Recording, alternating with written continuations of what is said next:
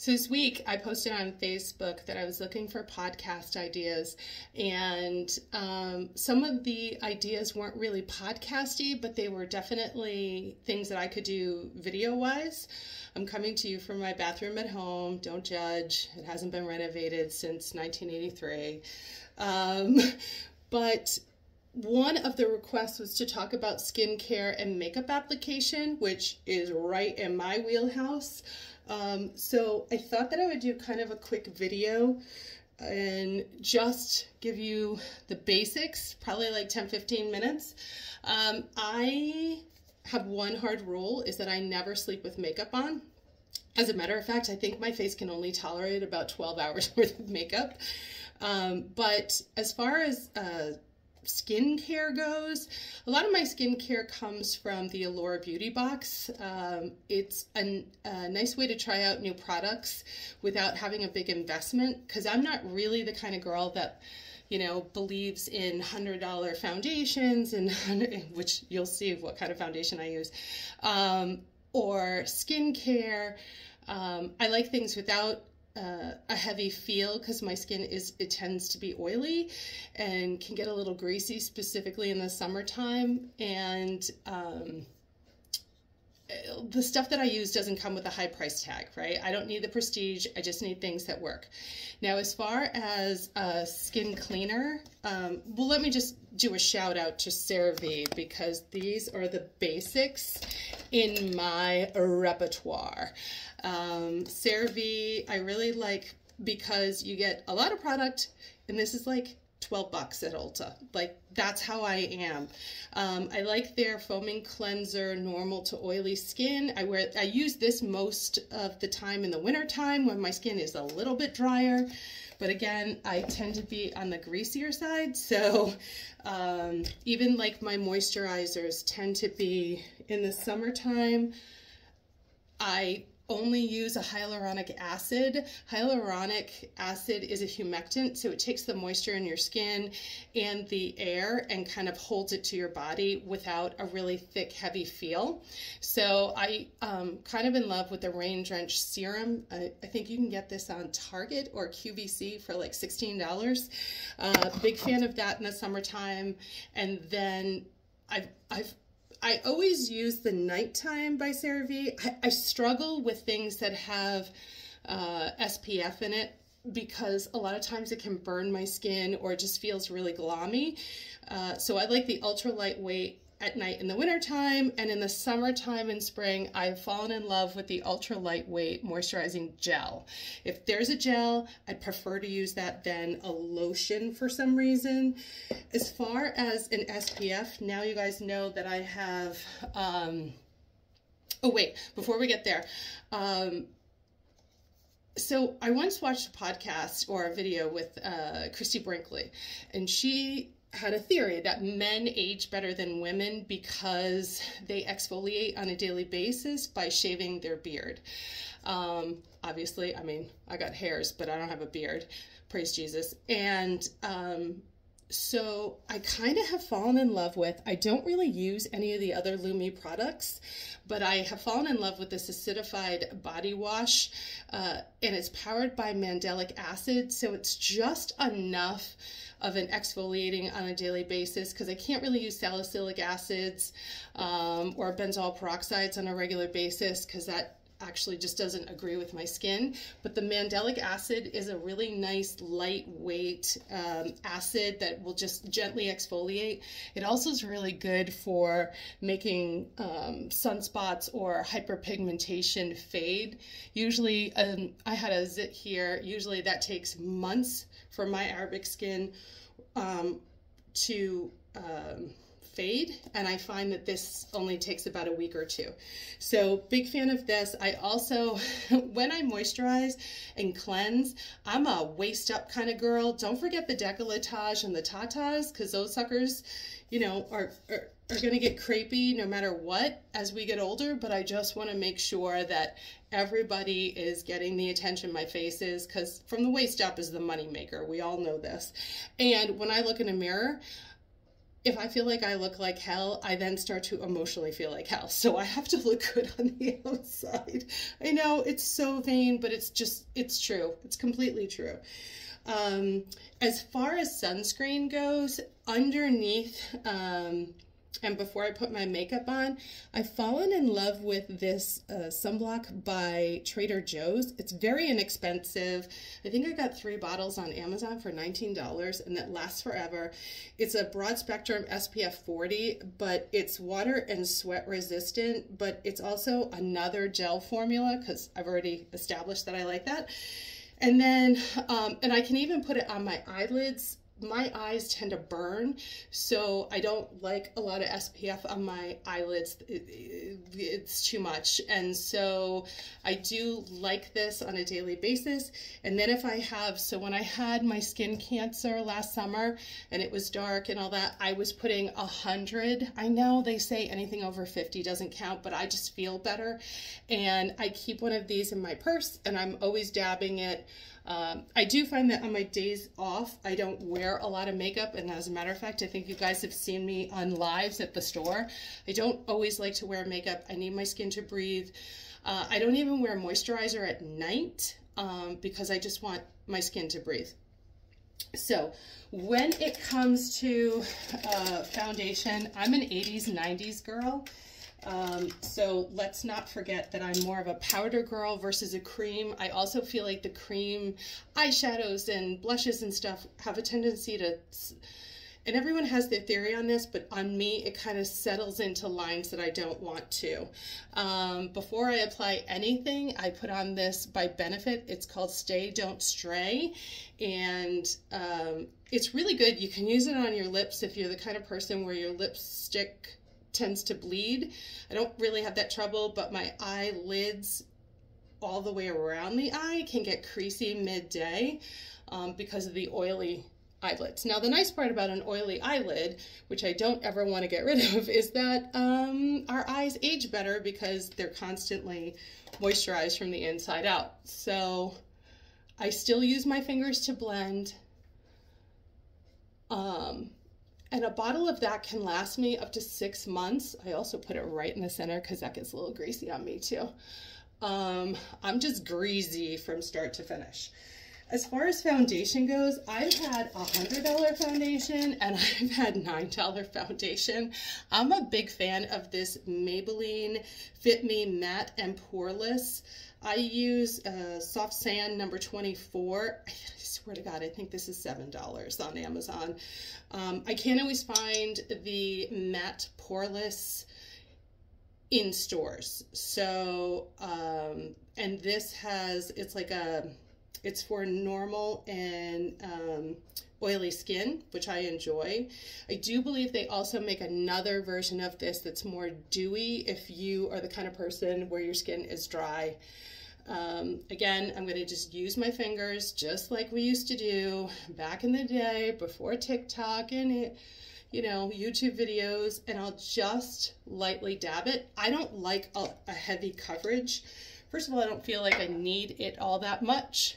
I do use the brush to help blend. I do like usually a foundation that's a little sheerer because I don't feel like I need a really heavy coverage, and that will have a tendency to settle into lines. I always make sure I get the crease really well. Right, bring it up to the hairline, but let's not go too crazy. And now I just have, yes, I mean, you could still see my natural skin, and I'm okay with that. This just kind of evens everybody off. Now, I know that there's a lot of foundations that you find on Instagram or, I'm not a TikToker, but usually I hear that. I purchased the Laura Geller. This is the Baked Balance and Brighten in medium. I still, when I use a wet foundation, I really do like to have a little powder just to set so that everything blends a little better.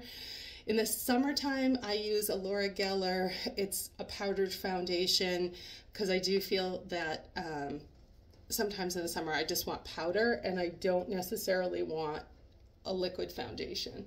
And I just kind of give this a little all over. Sometimes I'll put it on my eyes. This doesn't burn me, so big fan. And I always bring it down the neck. So, I mean, I remember pictures of me in the 80s where there was a complete line. The other thing too is that I don't like to do a foundation lighter than my skin tone. I like to try and find a direct match. Then I use this, it's by Tarte, it's called Smooth Operator, and it's just a translucent powder. And this I tend to put on my eyelids as well, again, so that my eyeshadow blends better, but then so it's just another layer to stop my eyelids from creasing.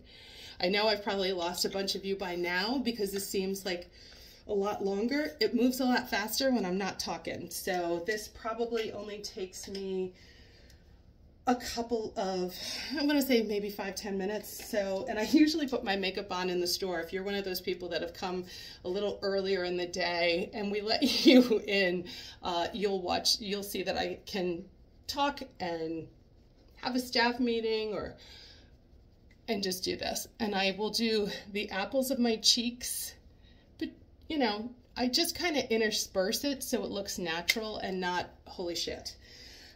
Sorry, didn't mean to swear.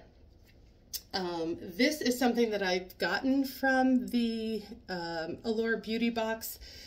This is it's a little darker than I would normally wear, but in the winter time when I'm kind of pale and not sun-kissed, I will use that. And then I use, NARS has this really great blush that they've been doing for years, and I highly doubt they will ever discontinue it. It's called Orgasm. I know. It just is great on everyone, and it just brightens you up a little bit. There's a little bit of a gold fleck to it, so it just keeps you dewy and young and fun.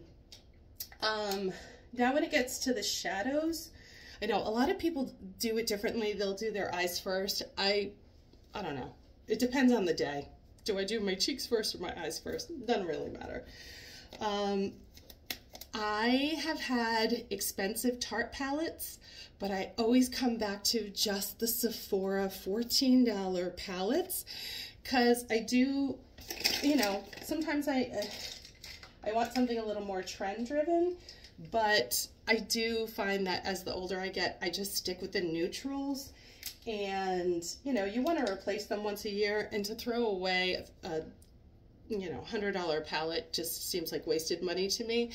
And the colors are just as rich. And I mean, I've had their own people look at me and be like, this is just as good. So I stick with this. I use the lightest one in the corners of my eyes because I have a really heavy lid with a small eye. If you really look at me, like, look how small my eyes are in comparison to how deep that lid is. So I will, I try to make my eyes look a little bit bigger, but also to open the eye. I do this, I probably go a little heavier on the eye when I'm taking pictures in the store because I want more definition to my face. Even though I know you guys are focused on the clothes, I like me to look good. So that's how I roll. I will take, I think they even call this a crease brush. A lot of my brushes have come from the Allure Beauty Box. Here's the deal. I think the Allure Beauty Box is like, I don't know. So I pay for it by the year. So I want to say it's like $250 for the year. Don't let me lose you here.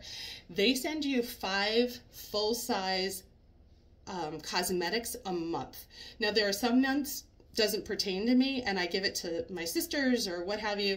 But then there are some months where I try things that I wouldn't have normally tried.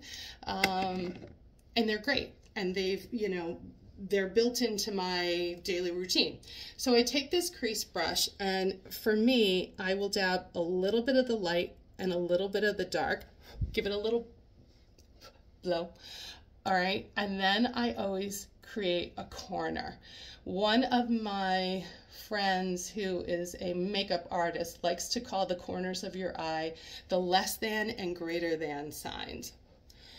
And because my eyelids are so full, I'm trying to create an optical illusion of a crease because I don't have one. The other thing too is that I'm not a big fan to lift my eye and put makeup on because I'm not doing that all day, right? So I make sure that, and if you look at the makeup that's done on older women in movies and TV, sometimes you can actually literally see the fold, but then they're creating a crease line above. And I am bringing that up and creating a crease. Also, by adding like a medium shade shadow, this is starting to shrink a little bit. Then I will take, they call these smudge brushes. I don't really know why, but it allows me, it's a stiffer brush that's a little smaller and a little flatter, and it allows me to create more of a shadow angle. So this is a Laura Mercier Dark Truffle. Really like this color. I've used it for years. And I will just dab a little bit on the tip of the brush, give it a little blow, and then I will create, right, my greater and less than signs. It doesn't have to be super dark. This is all shading, but it works.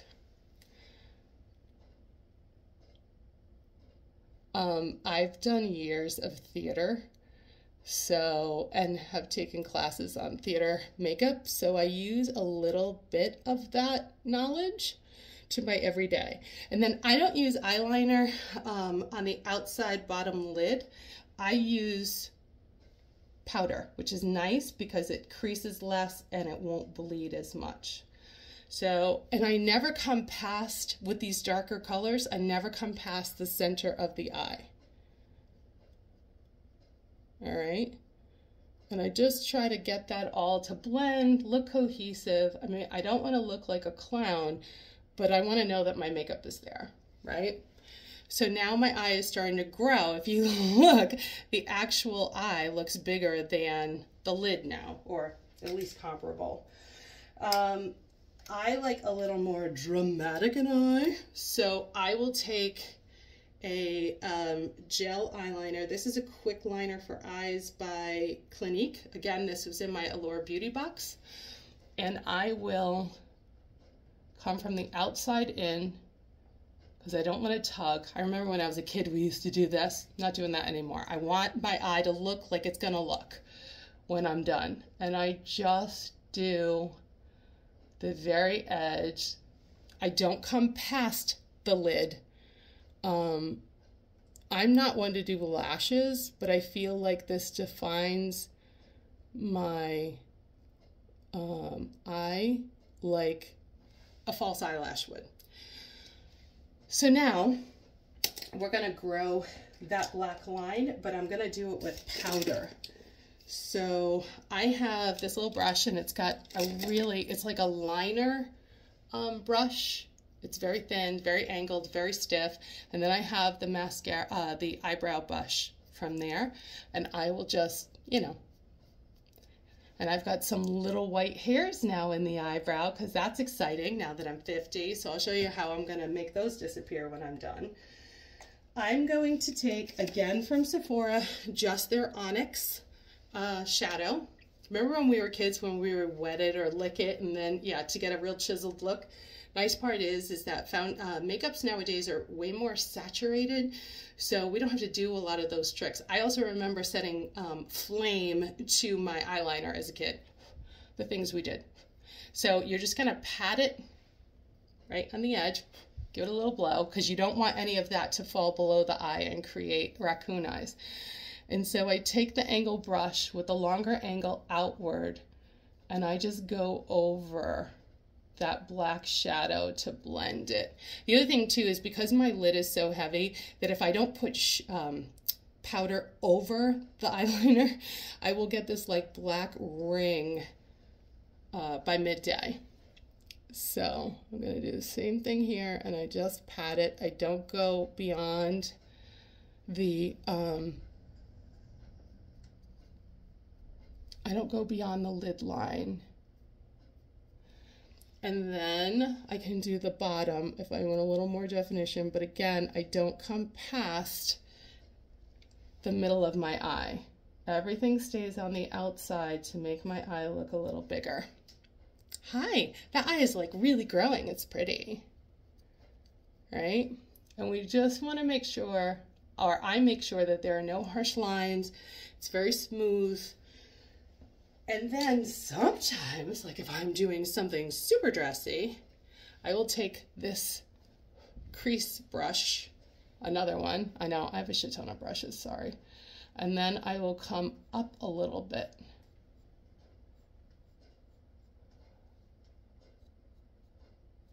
And just create a little more definition at the corner of that eye, because that's how I roll. Just enough so everything is cohesive, everything blends together. And then what I will do is I will take, I have this fat little, oh, I'm not allowed to use that word. I've got this chubby little brush, right? And I will come over everything and always come from the outside in, because that's how I apply everything, and just go over everything. There's nothing on this, just to smudge it and blend it all together. So now my eyes look bigger without looking like a clown. And then here's my eyebrow trick. Okay, this is a powdered root, like you would use for your roots, compact by Wow. And I have found if I put a little dab on the stronger side of the brush and start not all the way to the corner, but start in the center and work my way outward, I can usually cover those white hairs. Oops, sorry. You like that one? That one's really bright. And then it's nice because it defines my eyebrows. And then once I'm done, I'll come to the corner, pull straight up. And I don't like it too dark in here because then it looks fake. And there's that. Then I use, I'm a big fan of the Benefit mascara called Bad Gal. I tend to buy, I don't use mascara enough, and this is a little more expensive than a lot of the other products that I've bought. But I have a tendency to buy the travel size or the sample size because I don't use it enough, and to throw it away in 6 months, nah, not my idea of a good time. So I like the kind of brush like this where it's more like soft plastic versus a brush, because my lashes are so thin. If I try to use a brush, it all ends up on my eyelid. And I come to the outside again, and I put it right at the root, and then I kind of give it a little jiggle to get as much at the baseline. And then I work outward. And then I work inward. I also like that you can double layer this mascara and it doesn't get too clumpy. It's also good for 18 hours. It won't start to flake. I never put mascara on the bottom because my cheeks are so chubby. After a while, it'll sit on the cheek. Come to the center, give it a little jiggle. Make sure you're happy.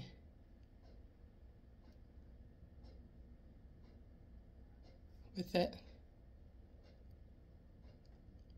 Again, I really have not mastered eyelashes, so I just do this. And that's it. Then you add your favorite lipstick. I tend to use Clinique's almost lipstick, black cherry. I don't have one here, otherwise I'd show it to you. It's very sheer, it's very lightweight. I have kind of ruby lips to begin with, so I don't try and change the color of that. I kind of work with it. And that, my friends, is my day. Like I said, today's my day off. I don't normally do this, but I finally found 10 minutes to do a tutorial, which is actually 25 minutes. So, I hope you guys have a great day. If you have any questions, feel free to comment below. I hope you all have a lovely, lovely, glamorous day.